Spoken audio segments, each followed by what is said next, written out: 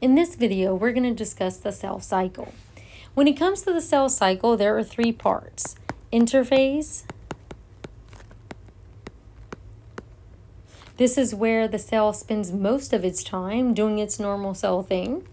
It's also where the cell is going to prepare for cellular division by replicating its DNA and duplicating all of its organelles and going through some final checkpoints to make sure it's ready for division.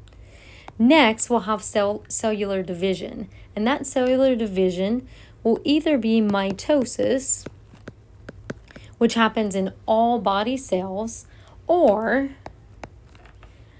meiosis, which happens in gametes. Gametes are like sex cells, sperm or egg.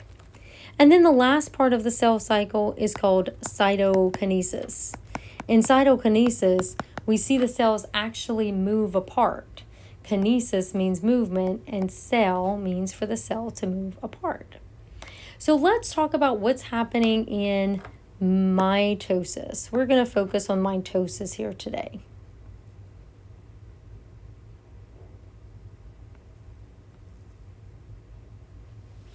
In mitosis, we will see that one cell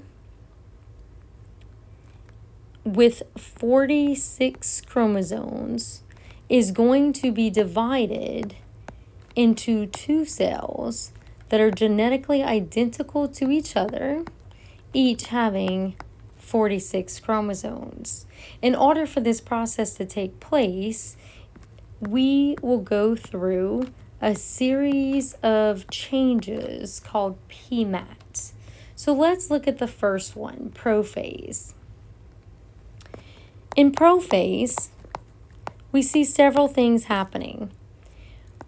We have a cell, and its nucleus is starting to disappear. Its chromosomes have formed in the shape of these little X's.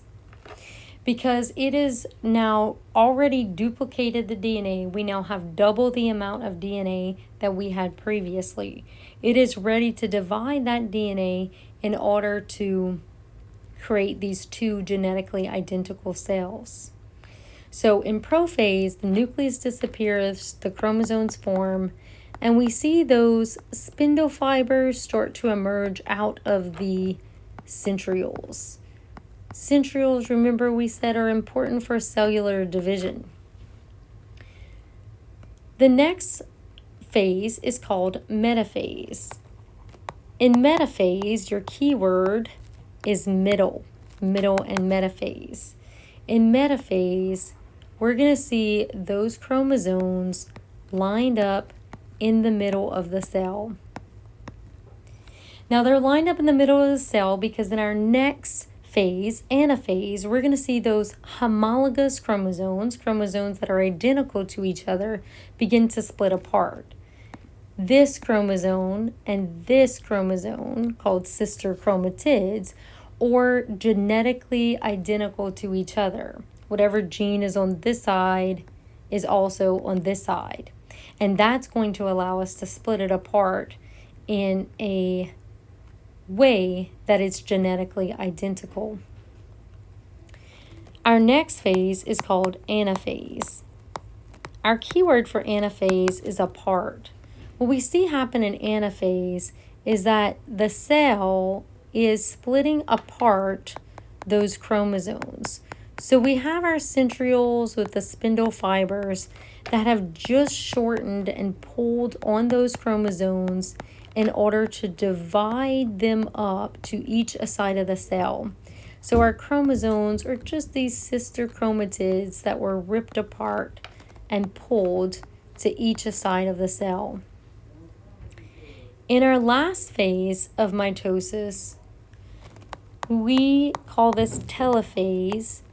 We see that the cell is beginning to create this furl to start to split apart. The chromosomes are starting to relax inside the nucleus that has reformed. So instead of looking like X's, now the DNA looks more like bundles of strings. That is the end of mitosis. It is not until that last part of the cell cycle called cytokinesis do we see two separate cells. These are two genetically identical